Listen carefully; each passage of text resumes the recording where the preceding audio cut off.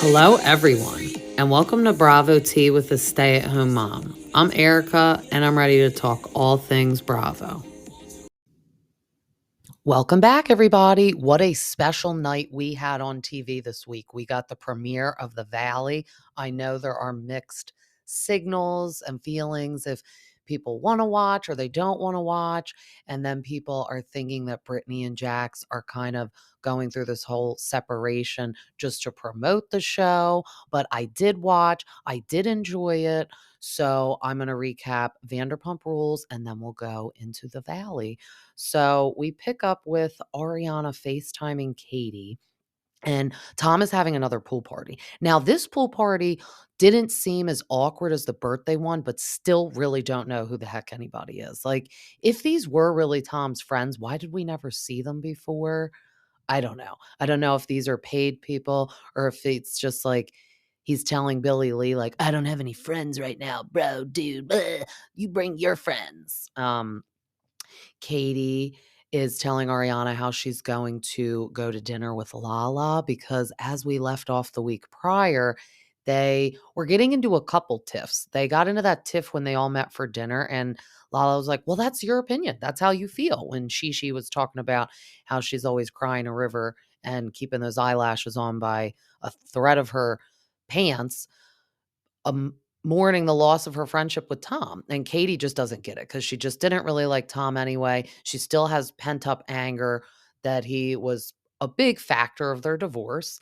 And like the restaurant with Tom, and that all kind of ruined um, Katie and Tom Schwartz's relationship. So I feel like she has some resist to soften up to Tom because of all that. And then her and Lala got into another heated debate where she was like, say it with your whole chest, bitch, at the peaceful reading of everyone's birth charts that Allie was trying to do. You could tell Allie's just like, let's all just relax and understand each other. And it's like, no, no, this isn't the right place for you if you just want everyone to relax. But Ariana is like, yeah, so annoying. Like, I said he could have this stupid little pool party, but it's so awkward, like the moments when she has to leave. Cause she is like, also, it's like daytime. I'd like to know if this is during a work week because she's like, I have stuff I have to go do, which I assume like she means like work and stuff.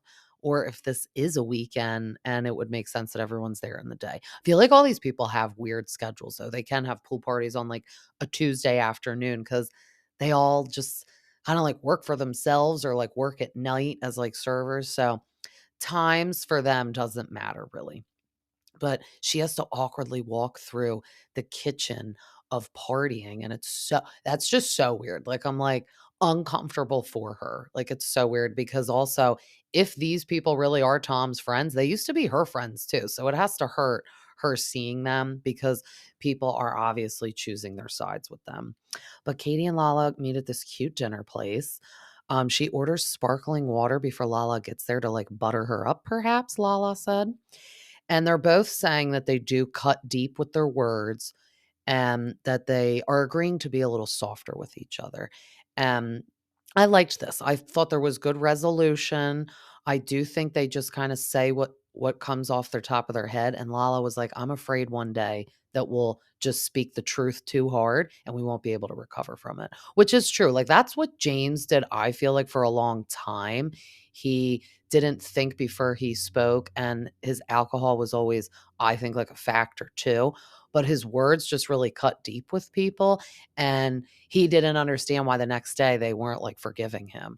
And I like Katie and Lala's friendship because they were close last season. So I like that they're getting back to a better place. But I also like that they can be honest with each other because we do want friendships like that, that we can say stuff. Just need to say it in a nice way, but get our point across. Then we cut to back to the pool party. Tom is just chatting with Billy Lee saying that he did invite two girls over. Now, this is awkward. He used that home as a cheating haven at times to cheat on Ariana. They are not together right now. And yes, Ariana does have a boyfriend, but just the fact that he's having like parties months after he's cheated on her and inviting girls over. It's kind of like, this is why people still get mad at you, kind of. I do get that we need to all move on, but it's just not helping the moving on process while they still live together, because it's just so awkward and terrible. And their trial is in June. So I guess that's still like the set date, and I hope that they get some resolution. I hope they just sell the house and collect the money and start new lives, because I don't know why Tom really wants to stay in that house. It was too big, in my opinion, for him and Ariana to be by themselves in anyway. And now it's like you're going to be by yourself in it also. And I feel like they'll both never get mental clarity while they still reside in this house where all the trauma happened. But the 2 girls come over, and I need to check IDs at the door because we need to know how old they are. They looked like they were in high school. Like, that's probably why they were possibly late to this weekday that I'm assuming party. It's because they had high school and they had to come over at like 3 o'clock after school.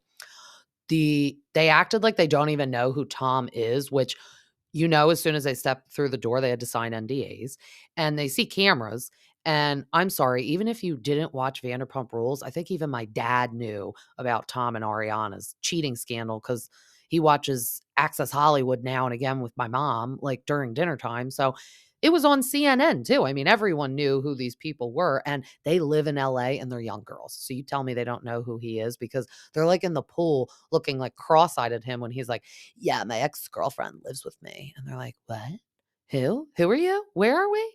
And he was making a creepy joke, but it was giving me like Dateline NBC vibes. He's like, yeah, I just lock her in the bedroom and crush up potato chips down again and shove it under the door to feed her.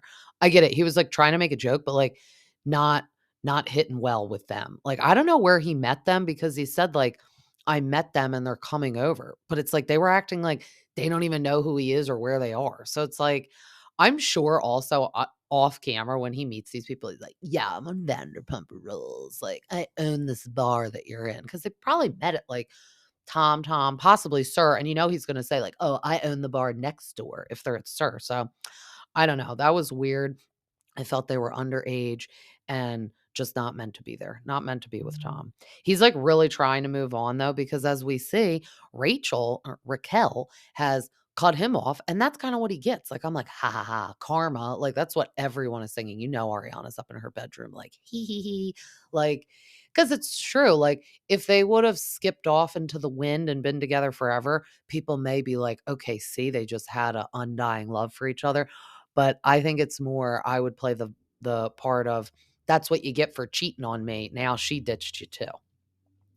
But the next day, Anne, the assistant, she's still there and she's cleaning up. It's like, this is not what she signed up for. Like, she thought she was going to be like a little like Shane to Jeff Lewis, like assistant. Like, I'm actually helping you with your work, your job. But like, he really doesn't have a work or a job she can help with. That's more a band manager.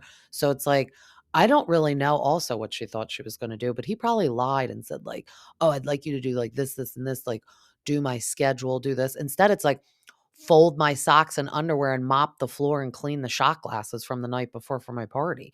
And Ariana walks down the stairs and is like, ew, it's dirty in here. And like, that has to be annoying, because even when they were together and in love, she probably was bothered that he was like making a mess of the house at all times. Even though on the after show, do you know what got me so pissed? He said Ariana has parties till 4 a.m. And one time people were sleeping over days in a row. And he's like, yeah. And like, they were up late and I was going to have to come downstairs and be like, I need to wake up for work tomorrow. It's like, no. Don't steal her bit. She was saying that you do that, which I fully understand and agree. You do that. And the only time I can see that some people were probably staying over for extended days at a time is when the affair first happened. She's probably like, I'm not staying here alone with him, but like, where am I going to stay? Like, this is my house. So people were probably staying like there with her, but I highly doubt they were being disrespectful and loud at 4 in the morning, because I don't see Ariana even staying up till 4 in the morning and her friends. That's his gig, as we can see from the mess of the kitchen. So that made me so mad. And then it's like, where are you waking up to go to work the next day? Like, no one even wanted to speak to you, let alone hire you for extra gigs after that. Like, what are you, touring with your band the next day? It's like, no, I don't think so. And that's at night, by the way.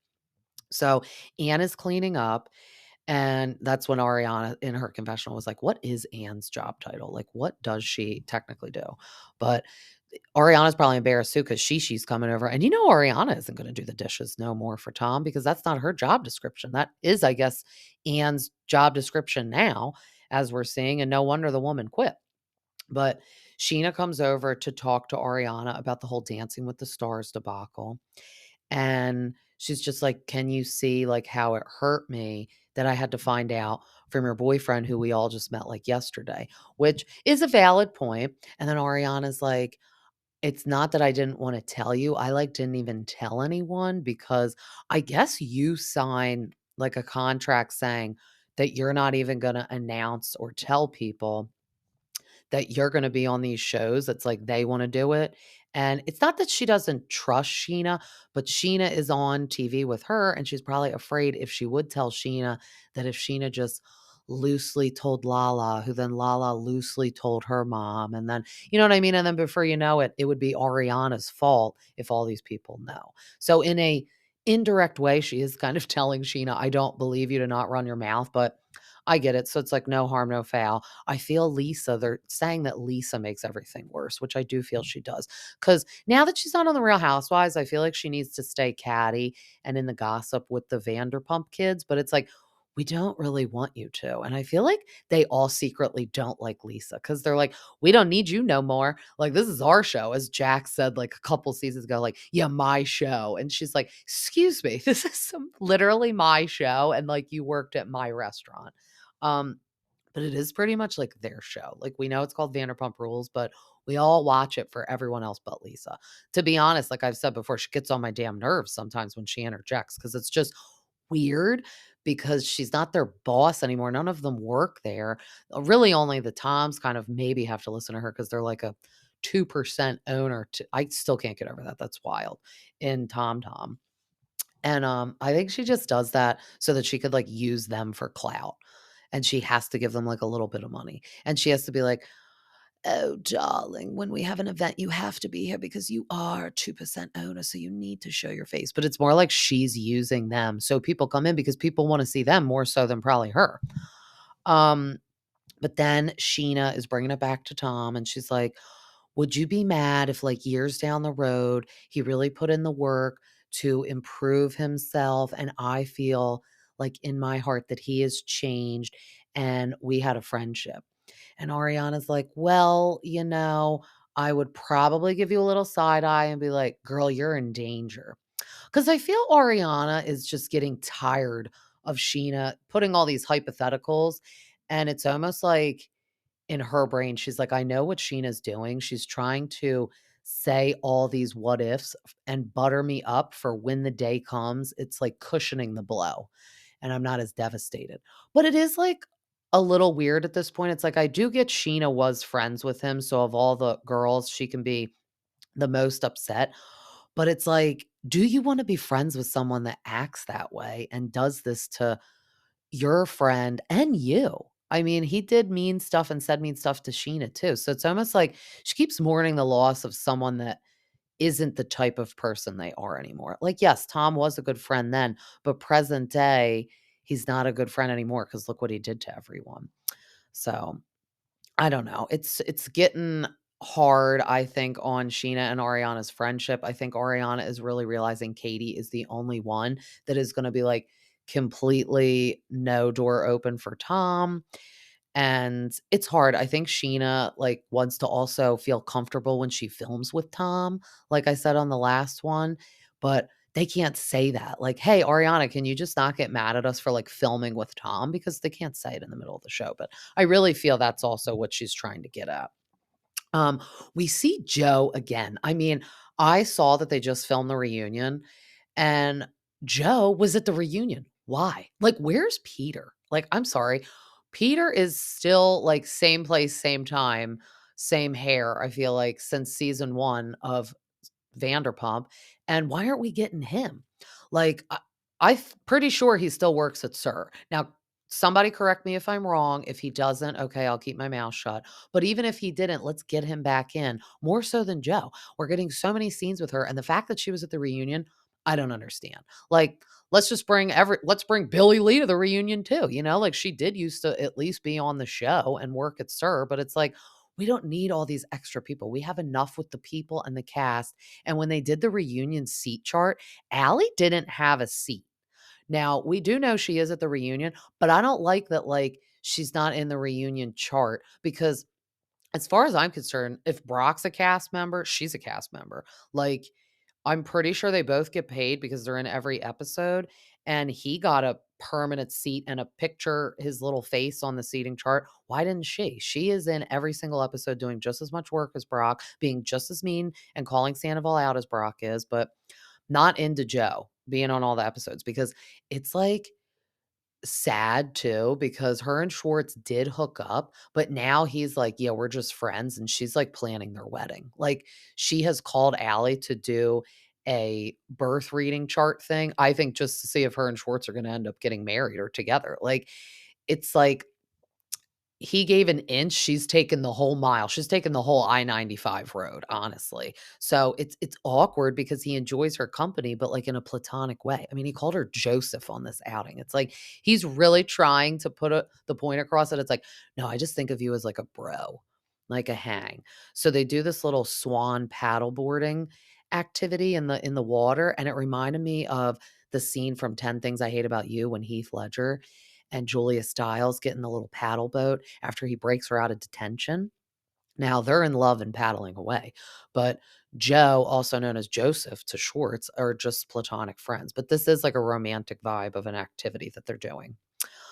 But then the whole gang goes to the Belmont, and I was shocked when I saw Ariana walk in, but I was like, good for you, girl, because I don't know why they were all there. I don't know if it was like someone's birthday, not a main cast member, but like a side piece friend that is like common friends of all of them. She walked right past Tom and she's like, I am not even going to look around to see where Tom is because I can feel his eyes burning a hole in my back looking. And he was like, it's like, dude, make it a little more obvious that you're looking at Ariana. Like, don't look desperado. Like, you do know what she looks like and do see her from time to time because you live in the same house.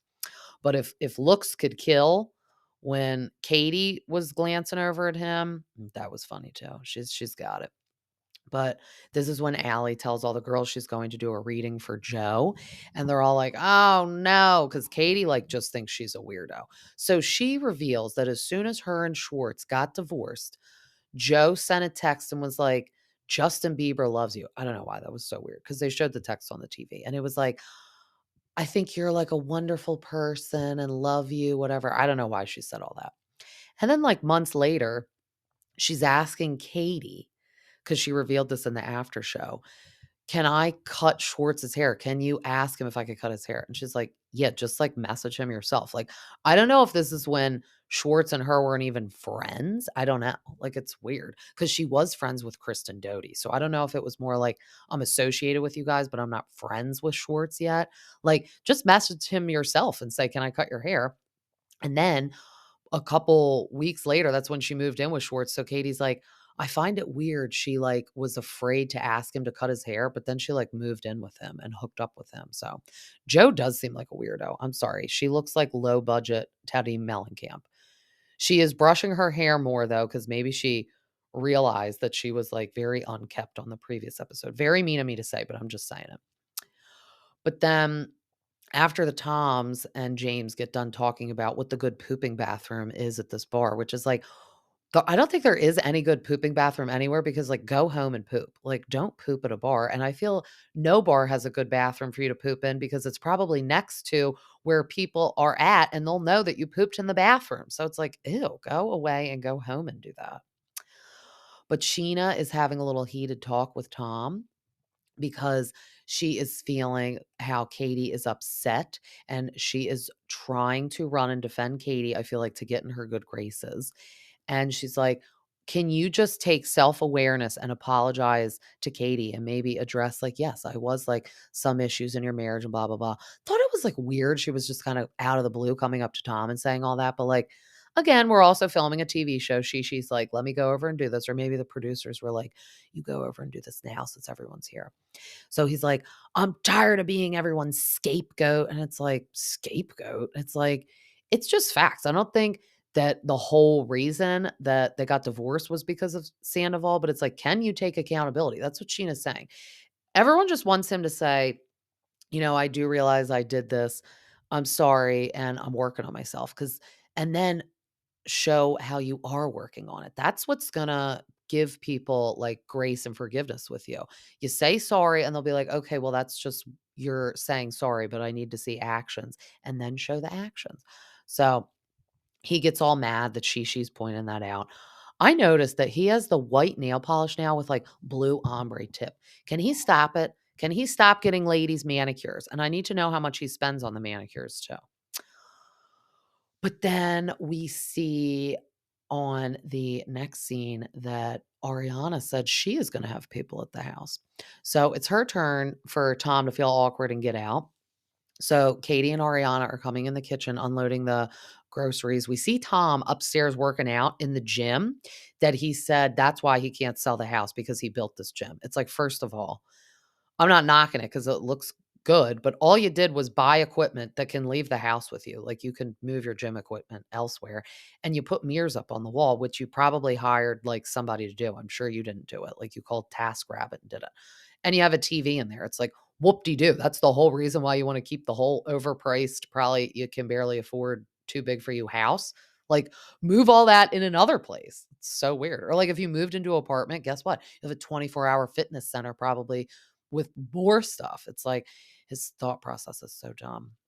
But he is telling Anne to text Ariana and notify her that he is going downstairs to make a protein shake. So then Ariana gets the text and she's like, "Oh, I gotta leave, gotta vacate the kitchen. Bye, Katie. Bye." Like, that has to be even more awkward too. It's like, and you could tell Katie's like, "Oh, okay, great. So now I have to sit down here alone." So Ariana goes up the stairs and Tom comes down the stairs. And he is like, I feel like this was also a little bit planned though, so he could talk to Katie. Now, he is like apologizing and addressing it with Katie, but once she finds out that Sheena like made him do that, not that she was accepting the apology, it totally blows it out the window for me because it's like, okay, you're not doing this on your own merit. Like, someone guilted you into doing it. So he's like, "Yeah, I just want to apologize and take some ownership of the divorce you had with Schwartz, that I realized I was probably a big factor." And she's like, "Tom, it's lovely that you're saying sorry, but, like, that's just words for me." And she's like, "What you've done is, like, in it's, like, unforgivable for me," basically what she's saying. And he's like, "Well, you don't understand." And she's like, "This was a good point." I was like, "You get it, Katie, and you keep talking and I'm following."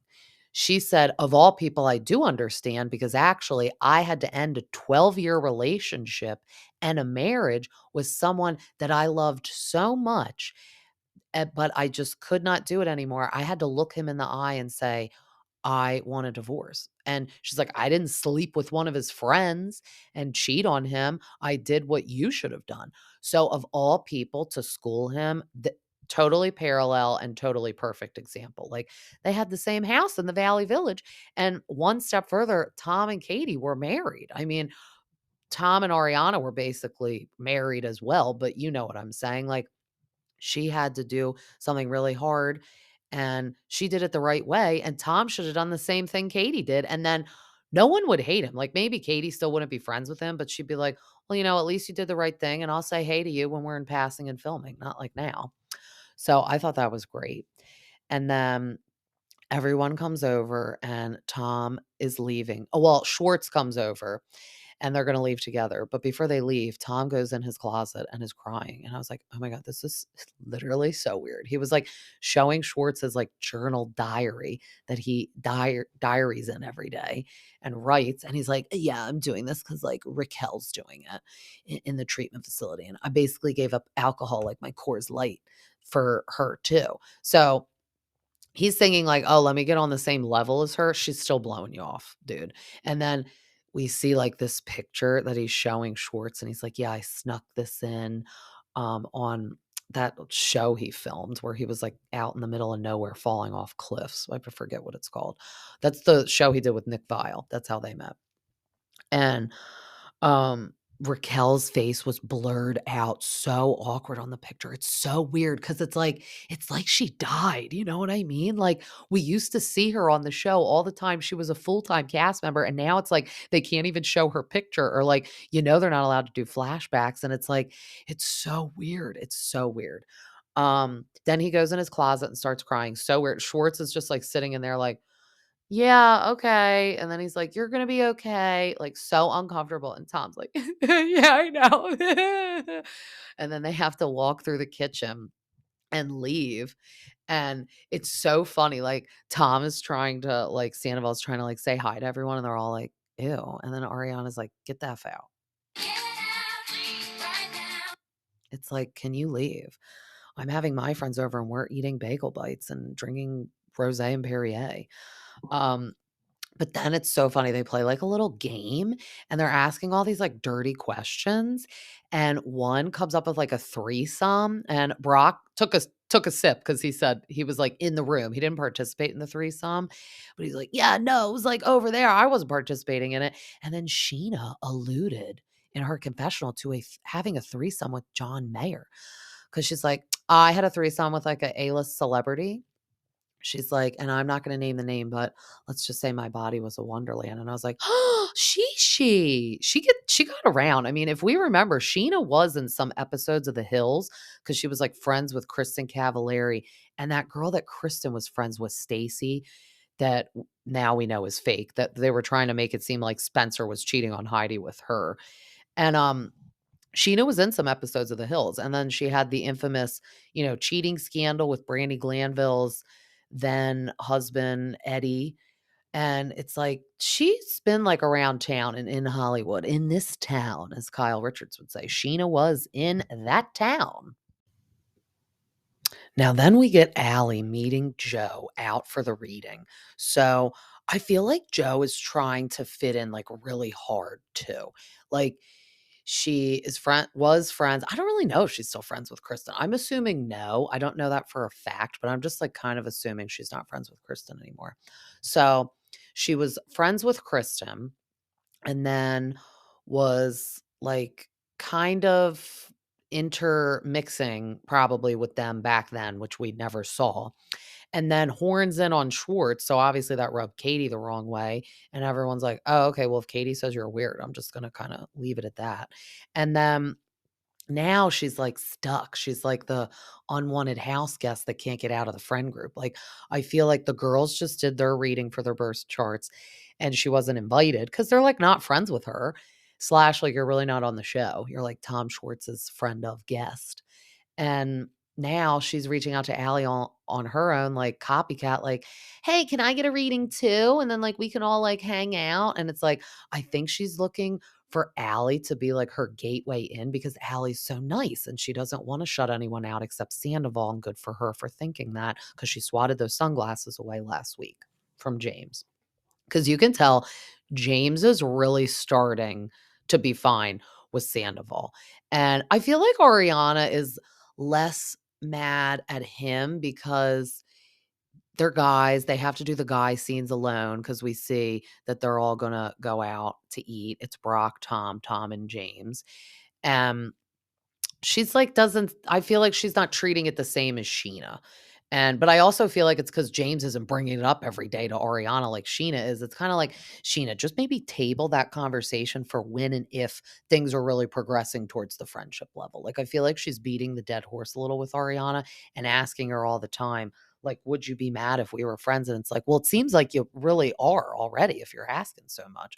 But Allie is telling Joe that she could see, like, a friend being in, like, a relationship with her. So immediately she's, like, thinking Schwartz, and she's like, "A lot of people turn out to be, like, partners when they were friends to begin with." And, like, I don't know, it was just, like, I feel like that's the reason she wanted the reading, but also so she could fit in with the girls. I don't know. She is, an interesting character.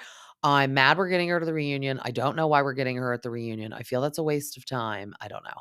Like, bring other guests. Like, get Hippie on the reunion before her, honestly, because I also feel like we're getting her so much more in the season. Like I see she's gonna like attend that big like event with them at the end. And it's like, if you're not Schwartz's girlfriend, don't come. Like Schwartz needs to film with these people. We don't need or want you. I don't know if the production wants her to like stir up stuff with Katie and they're like telling Schwartz invite her, because I can also see why that's why Joe is getting mixed signals, because Schwartz is bringing her like a plus one, like a Kyle Richards with Morgan Wade. Like Kyle thinks we're all weird for thinking they're girlfriends, but it's like you're literally bringing her as a date everywhere you go when you could bring, like, if she's just your friend, why aren't you bringing Teddy Mellencamp? Or why aren't you bringing a daughter, one of the 4 daughters? Like, if she's not a girlfriend, because that's how I'm picking up the vibe. Like, she's your plus one for everything. That's a date. I love my friends, and if maybe I wanted to go somewhere, maybe I would bring them if my husband couldn't go. But I don't know, not really. Like, maybe I would just go alone. Like, I'm not bringing like a friend date every time. I don't know. But I want to take a little break before we get into an appearance that is then leading us into the valley. To all my listeners out there, it's not just the Bravo celebrities that want to look beautiful. We do too. Head on over to Studio One Salon for the most amazing extensions, cut, color, or even just a nice shampoo and blowout for when you go out with all your friends to talk about all the latest Bravo tea. Use my code BRAVOT with a stay-at-home mom to enjoy 10% off. And we're back. So they set us up with a dinner at Tom Tom with Brock, Tom, and James. And everyone thinks for now that's who is just attending, just them. But then Schwartzy goes, "Oh, I invited Jax to come because this is how we're getting segued right into the valley, which is what they did originally with Vanderpump Rules from the Real Housewives of Beverly Hills. Because that's when Lisa was still on Beverly Hills, and obviously they wanted to segue people into her show. And I remember they kinda used, like, the guys being servers at a party to, like, segue us in, and they go to, like, then we get right into Sir. So we see good old Jax rolling in, and you have to remember, this is fresh off Scandival when he came out of the woodwork of hiding, haven't been on TV, haven't really heard much from him and Brittany right away. Starting a podcast, trash talking Tom, like, talking to Access Hollywood. He's like, I'm going to take this as my opportunity. Like he kind of profited off of Scandival too. So he rolls right in and he sits down and he gives it to Tom hard. Dude, stop acting like you're the number one guy in this group, man. I'm the number one guy in this group. He's like, hey, how you been? I just saw a picture of you like last week. You look like you were like 50 years old. You look like shit. I'm glad to see you look better now. Don't look like crap anymore, but I got to take off those white nails. Like, what are you doing with that? Like, he came in hot. Like, he was writing in his journal, his diary, like all the lines he's going to say to Tom. And Tom is like so pissed because he's like, oh my God, I'm getting it from the group. And I don't need to get it from Jax, who is not even on the show anymore. But obviously, he knows that Jax is getting his own show, and it's just like it was so amazing to have Jax back on the screen. I mean, would I wanna live with Jax and be his wife or even possibly be his friend? No, but I love to see his dramatic ass on TV. He was meant for reality TV because he gives 0 Fs. He goes there, he gives the viewers what they want. That's what we wanna see. Now, that's not what they all wanna be around and hear, but he's giving it to us. So Tom is like, "All right, Jax, like, chill." And then, that was just great. And, James is just like, "Oh, how are you? How's Brittany? How's Cruz?" Like, and then, Brock is like, "Can we just take a beat? Can you just breathe, Jax?" Like, I don't know what type of coffee Jax drinks, because if he does not do any extra substances to make him this hype, I need the coffee he drinks. I personally, this is allegedly, nobody come at me. I personally think he takes Adderall because he's very, like, awake, like, very in, like, ready, like, eyes wide open, like, look, like, that is kinda like a Adderall effect. I don't necessarily, maybe he does something else that's like, maybe, you know what I mean? If you catch my drift, I said it before and I'll say it again. It's all alleged. But he's always very hyper and very ready for the drama. I love it. So they're like, "Oh, do you wanna, like, go to the Abbey, which I thought that was so weird. They were like, "Do you wanna go to the Abbey?" And he's like, "No, I gotta go home, and I have the kid and the wife," and, he does hug it out with Tom, so he's like, "I'm sorry, like, I came in hot and exploded." He's like, "I still have the Tom and I tattoo on my arm. I still do love you." Um, he was, like, not in a good place with him for a while, though, because he was, like, always saying Tom was, like, not a real friend and stuff, like, at the wedding, and he, like, demoted him, and he definitely that's why I feel like he flipped out for the Scandival stuff and right now came in hot, but I liked that they hugged it out, but then, of course, we get him leaving. He's like, "No, I gotta go home to the fam," segueing right into the valley. So he gets into his Suburban and he's like, "I've matured now, and, I don't go out anymore." He's like, "But I would love to go out till 2 AM and rip shots with Schwartz and Sandoval like we used to," and then they show flashbacks. So he's doing, like, a confessional on, like, the Vanderpump Rules set kind of, and then it was really cool. They got him, like, walking away from the set and sitting down on the couch, and then that's the new, like, scenery for the confessionals for the Valley. I thought that was cool. So they're showing him literally physically transitioning from the confessionals of Vanderpump Rules to the Valley. So he did touch real quick on that he was on the show and then he got fired, kinda like the rug, like, swept out from under his feet. Brittany's pregnant. He's like, didn't really know what to do, but he's like, now we have a family, everything's different. So they show Jax and Brittany in their house.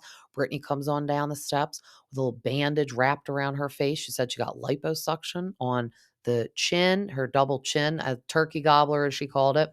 She's like, Jax and I are so fortunate. We have best friends that are plastic surgeon. It's like, then we remember he had his 4 nose jobs and she had the boobs and now she had this. Now, I do remember that Jax wanted her to get giant boobs, but her giant boobs are just too giant now. You know what I mean? Like when she's in her confessional and in that dress, because it's kind of like a corset, they're like up to her chin, honestly. So it's like a little too much now, but I think they both like it like that. So he's just saying how he's just busy getting back into the game. He's doing all these cameos. Now they got the show. He said he's an influencer. I really don't keep up with what he's influencing. I feel like she was doing that too for a while. But they're back. They were like laying low for a while. COVID, everyone kind of was, but now they're back full swing. Glad we get to see them on the TV because I do like seeing them. Like I said, he's perfect for TV, and I like our Kentucky Muffin Brittany because she's just sweet. So then we get Kristen Doute back, who she was off the show before Jax because she was kind of more like a friend of, and then she went through her like non-friend phase. Like she really wasn't friends with anyone because she blew it up with Stassi and Katie. And she moved into the valley too. She didn't get the cookie cutter house like everyone else did. She got like a smaller, kind of like cottage style house. But she said that she moved out of her house and she's back in an apartment, so she's doing, like, the backtracking of everyone else too. So she said this was, like, really sad because 'cause I'm like, "Wait, why doesn't she have her house anymore?"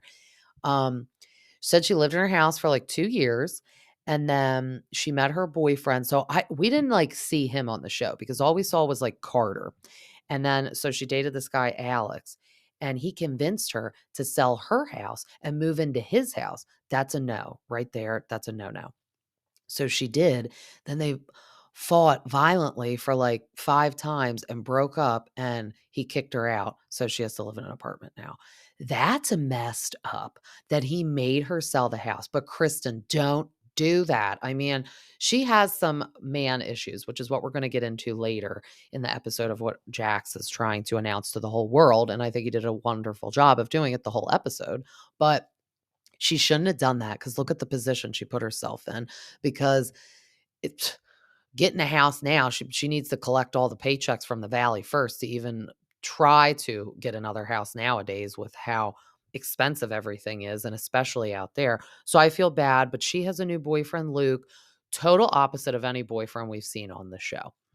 He is like country, like living in like the middle of nowhere type vibe, quiet, which is like weird for Kristen too. But maybe this is what she needs. She needs someone she could just be the loud one and walk all over a little bit and he's just along for the ride because he's full cast member, so he's along for Kristen's crazy ride. But then we get to see Danny and Nia, and they look cute. So this is so funny. So I was like, why does he look a little familiar? So they have 3 little ones. So they have a little toddler and then twins. And I'm like, oh my God. He's like, "You may recognize me or remember me from iCarly or Hannah Montana," and then they show the flashback of him, and I'm like, "Oh my god." So that was past my time, like, I was more Lizzie McGuire, Boy Meets World era, so I was too old to watch Hannah Montana and iCarly, but I've seen it, and I, like, did recognize and remember him. And I was like, "Oh my god, that's so funny." And then he's like, "So I don't really, like, do that anymore," but he's like, "I've been acting for, like, 25 years," but he's like, "You may just see me doing this now." And they show him, like, in, like, a closet, I feel like, with, like, the cloth up. It probably literally is a closet in their house. And he's doing, like, voiceover, like, extras. So he's doing, like, a zombie from Walking Dead, that was so funny, and then doing, like, a military guy and then, like, a New York guy, so that has to be so funny because it's just, like, you have to get into character, but, like, you're not around anyone and no one ever sees your face, so that is funny. Um but they look super cute, and then we get to meet Jason and Janet. She is pregnant, and they are currently taping a watermelon on her husband so he can see how it feels. So I already like him already because he's willing to go down the dark path of seeing the back pain when you're super pregnant. And then we get to see Zach and Jasmine. So Kristen goes to lunch with them. So Zach actually, it's funny, he was friends with Brittany and is from Kentucky. So then he moved, and then Jasmine used to work to Sir. So they're all, like, intertwined. So I was at first like, "Who are all these strangers?" But, like, no one is really a stranger. And we see Jesse and Michelle, and he is Jax's closest guy friend. They were, like, modeling and stuff. He's the most like Jax. Like, he's, as I can say, he's the most, like, douchiest.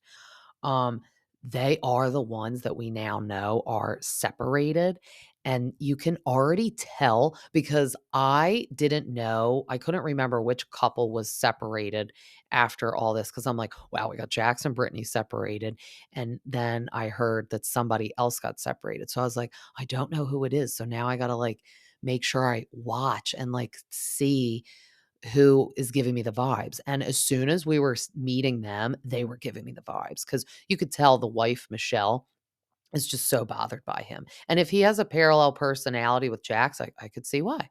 But he's like, "Oh, do you want some champagne?" And the timestamp said like 9:36 in the morning. And she's like, "No, we're not on vacation. Why are you drinking right now?" And it's like, he's probably like, "We're on vacation now because we're on TV. We're just going to quit our day jobs and we're going to ride out this path of TV just like Jax did and do whatever we want every day because now we're on TV." But not good for the home life.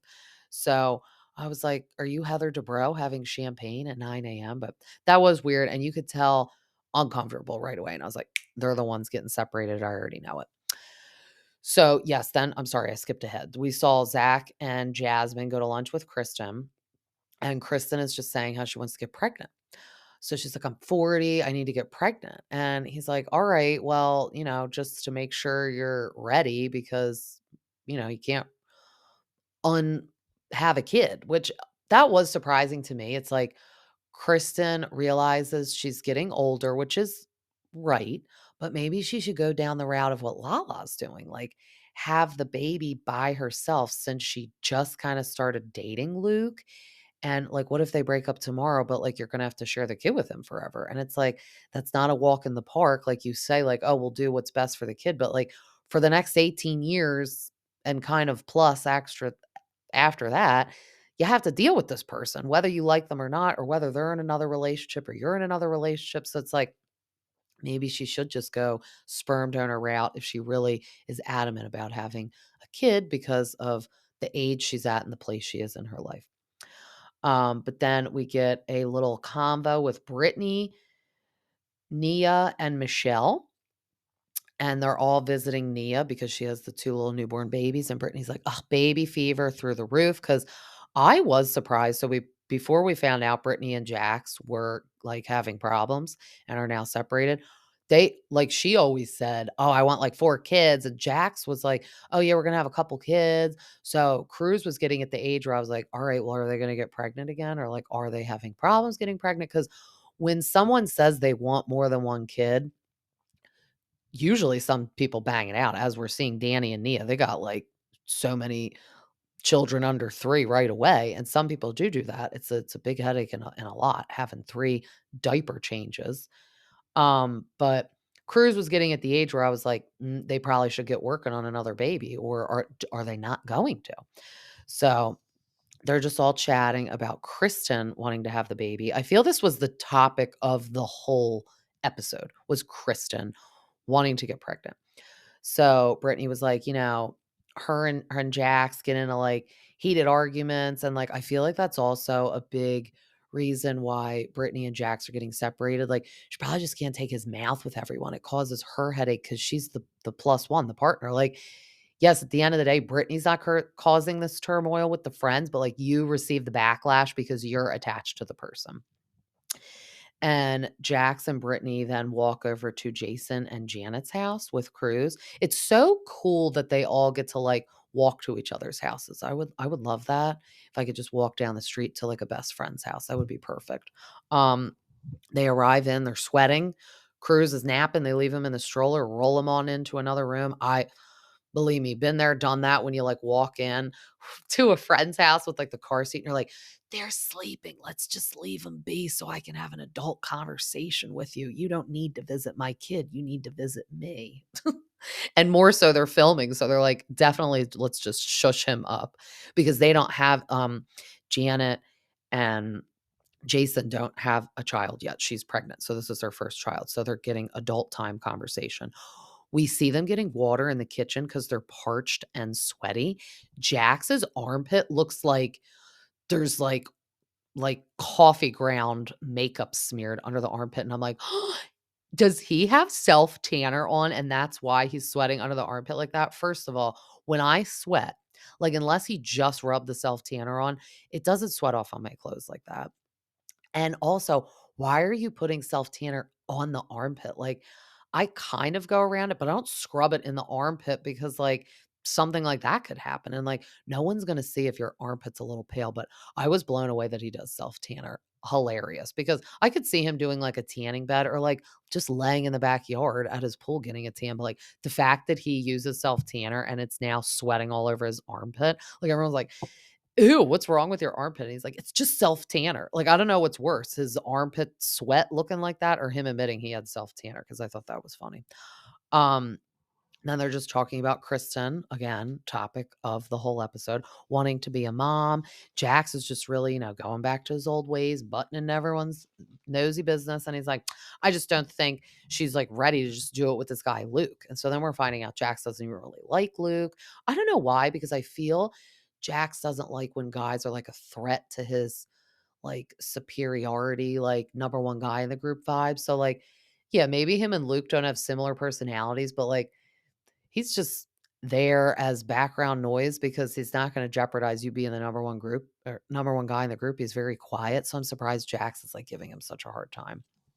Um, but Janet is just bringing up the topic of her birthday, and Brittany's like, "Oh, let me throw you a party at our house, Janet. Let me just do the theme, do it all up, and I'm not gonna even tell you what the theme is, okay?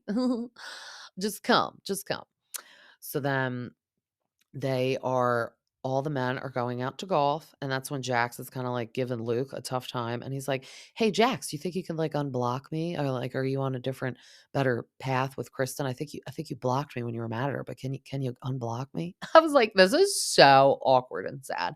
And Jax is basically he was like, "Oh, yeah, maybe, if I can." And it's like, "What do you mean if you can? You could just, like, go in your app right now and, like, unblock him if you wanted to, you just don't want to." It probably will take Jax a long time to find him, to unblock him though, because I think that's Jax's MO. Like he probably has like 5,000 people blocked. I think he just blocks people all the time. Like for all I know, I'm blocked by him. I don't even know. But he's just telling everyone that he doesn't think Kristen is ready. And he's like, are you going to like move here full time? Because we did find out that Luke has 70 acres in Colorado. And it reminded me of Luke from Summer House, and I was like, "Oh my god, maybe they're friends." Because I can't remember if he was in Colorado or somewhere else, but he lives like that life too, like chopping wood and making maple syrup and stuff. Because we got a little, like, video of Luke chopping wood, so it reminded me of other Luke from Summer House. So I was like, "Maybe they can make maple syrup together and they can all kumbaya and live together." So that is awkward. It's like, yeah, you're on the show now, so permanent fixture, and Kristen isn't moving. Like, as you can see, the show is filmed here. I feel like that's what Jax wanted to say. He's like, "So are you gonna live here full time? Because, like, you're on the show now, so you better get to selling that 70 acres of land." But you could sell some of it or keep it all. I don't know how much that is to maintain, because maybe they'll, ride it out for what it is now in California and then move there when they wanna have, like, peaceful quietness. Just knowing and meeting Luke in this first episode, I can't even imagine him with Kristen, let alone on a show like this with all these crazies and living in California. He's too laid back. The California is gonna eat him alive, and I'm concerned for him, and I think that's what Jax is mildly trying to say, like, "Do not have a baby with crazy Kristen because you're not crazy enough to go there." But I love the theme that Brittany picks for the party. Everyone comes to the party. It is a county fair. How cute and perfect. And then how cute and perfect for a pregnant lady that has no calorie counting. She arrives, Janet arrives. She's like, "I love the county fair. Used to go to the Ohio County Fair all the time." So she has like similar roots like Brittany and Zach, like Kentucky, Ohio, like small town county fair.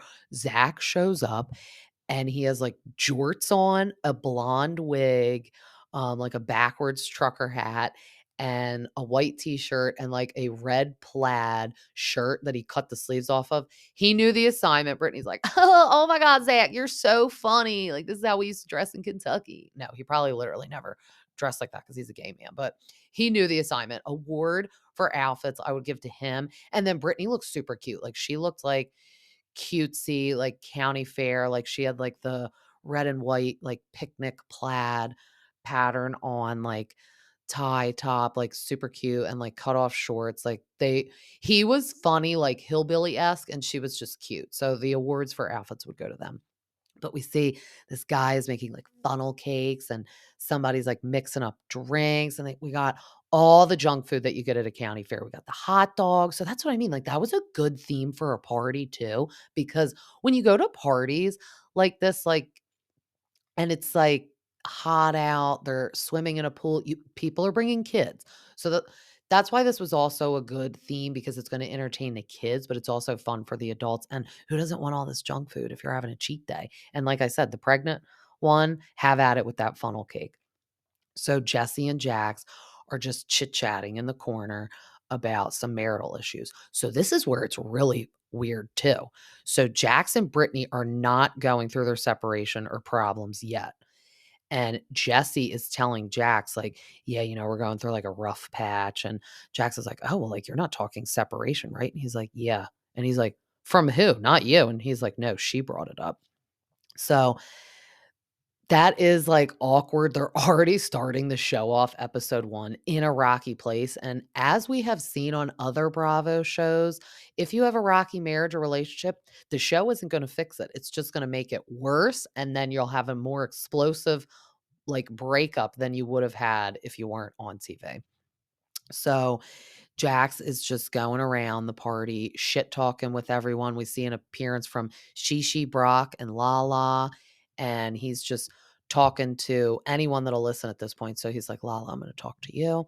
He's talking about Kristen wanting the baby, and then he's talking to Brock about wanting the baby, and then they just go and get Kristen at this point, and her and Jax hash it out. And she's like, "Who are you to tell me that I'm not mature and ready for the baby?" And he's like, "You were ready to have a baby with Alex, and then he broke up, and now you're just gonna have a baby with Luke." So I get what Jax means. It's like, are you just gonna have a baby with, like, whoever your flavor of the week or month is? Like, you should just maybe have the baby alone. And I wonder if LaLa ever talked to Kristen about that, because that's where I think personally Kristen should be at. Like, You don't have to be married, I'm saying, to have a baby, but she is not married to Luke, and they're really not even in a long-term relationship where it's like, "All right, we know we're together forever. This is the next step." Because as Jack said, she was just about to have a baby with that Alex guy, and then they broke up. Well, good thing she didn't get pregnant with him, because look how annoying that would have to be. So he's just trying to be helpful, but in the Jax form that he always is, he's stirring the pot and making it explosive and crazy. So they hired a tattoo artist to be here at this party. Now, I don't have any tattoos, but I do know that you're not supposed to drink alcohol before or during tattoos, even though we know people get tattoos drunk and you can get them, I guess, but it's like, I think you bleed a lot more. So I think they're all just getting like little dainty tattoos, so it wouldn't matter. But Jesse is showing his wife that he's gonna get a tattoo of the daughter's name on him, Isabella, and he's like, "Oh, I'll let my wife pick out the font and decide, and my, mistress over here," and he grabs LaLa, and I was like, "Oh, shit, don't call her the mistress." She's like, "Well, I've been called that one too many times," but she's joking, and I'm like, "Thank God we're not getting, like, Bambi-eyed bitch fingers." My husband pointed out every time LaLa gets activated, she uses, like, the 2 fingers and the thumb, like, when she's pointing at you like a gun shape. So she's not gonna, roll up on Jesse and fight him and drown him in the pool, but then he's like, "Oh, or should I modernize it, my, side piece?" And then I felt so uncomfortable for his wife because as we can see and know, like, they're already going through problems and he's making jokes like that, like, he is very Jax-esque, so bless her soul for even dealing with it, and they have the little daughter, so that's sad, and then we see him giving the daughter, like, ice cream, and he's like, "Don't tell your mom we're having all this ice cream," and she's like, "I don't." So funny, it's like they already have like a, "No, we're not telling mom anything." I feel like my husband does that sometimes, not that bad. I mean, because you can't do that all the time, because that's maybe, we saw a example of why their marriage is falling apart. You can't do that when you have kids, like, mom's always the bad guy and you're the good guy, because that's not fair. You need to be on the same page, but that was a little funny. But the episode ended, speaking of funny, with something really funny, and the Danny, Nia, and then 2 other people were, like, posing for a picture. Oh, I think it was, Janet and Jessie, the pregnant one, that it was her birthday party. They were posing for a picture, and Brock says to Jax, "Oh, go pull his pants down," to Dan about Danny, and Jax is like, "Okay," and then he, like, gets right behind him, and then he pulls the pants down. Now, number 1, I need to know, whoever was taking the picture, did they still capture the picture? Because if I saw Jax doing that, I would have captured the picture for sure. We find out, number 2, that Danny does not have underwear under his bathing suit. Probably not a smart move when something like this could happen, or the pants could just fall off when you're jumping in the pool or something, or your kid could yank your pants down. I feel men should always be wearing underwear under the bathing suit at a party, because you just never know. You never know. I would love to know opinions, if men out there, if any are listening, if they wear underwear under the bathing suit. So we can maybe put that up for a question answer poll on the podcast. Do you wear underwear as a man under your bathing suit? Yes or no? So I bet Danny was really regretting he didn't, because he had none and he had like a white tank top on. So you could see him kind of pulling it over the PP area, but that probably wasn't doing much. And then Jax is like, "Oh my God, I didn't know you didn't have underwear on." And then his wife, I don't know if she's all hormonal from having the babies and breastfeeding and everything or whatever, but she's like, "Oh my God, why would he do that?" She starts crying. And I'm like, I was like laughing that she was crying, because I'm like, if this was me and we were at our friend's house, and I feel like no one really saw it because I feel like he immediately put his hand there and grabbed it. Like, it's like, who cares? It's funny. It's more so like he should be crying and being embarrassed. Or it's like, are you crying because he has a small penis? Like, why does it matter as just a quick joke if everyone sees his pee? Because all the guy friends have probably already seen the pee. Um, I mean, I could see you being like, "Oh my God, that's, like, embarrassing. I can't believe that happened." But, like, to go in another room and start crying, so she has their babysitter in the other room with the, like, newborn babies, which also I'm like, "Oh, damn, that's nice." And, she's like, "I just can't believe Jax did that." And Brittany, like, follows her in, and Sheena and Brittany's like, "Oh, don't be upset, like, I don't want you to cry over that, like, I don't think Jax knew, like, he didn't have underwear on, like, he was just trying to joke, like." And obviously, he didn't know he didn't have underwear on. I feel like Jax wouldn't really care either way, though, he's just joking. And Sheena is just, like, standing there, and she's, like, smiling because it's kind of weird that she's crying and this upset, but also it's funny because it was Brock's idea. So Brock better be getting in trouble too for those tears. But I think the show's gonna be good. I'm glad to see Jax and Kristen and Brittany back on our screens. I was hesitant about the new people. Since I now know they're all really connected and they are their friends and they are kind of some from the past. Um, I like it. If we get sprinklings of like VPR people, I think that's gonna be good. Like we saw Lala, Sheena, and Brock. I think it's gonna be good. I have hope. I'm definitely gonna go through it with a fine tooth comb to notice everything from Brittany and Jax, because when we get the full preview, we see them going down the rabbit hole of having issues. But I give it a good review and I'm excited to keep watching it. And I hope everyone liked it. Also, let me know if you guys watched it too. Like, how were you feeling? Are you going to keep watching it? How did you feel about all the new people? And like the question that I said, do you, as a man, wear the underwear under the bathing suit? Let me know in the comments. As always, this was so fun, and you could find me on Instagram at Bravo T with the Stay at Home Mom, Spotify, and Apple. Till next time, see ya.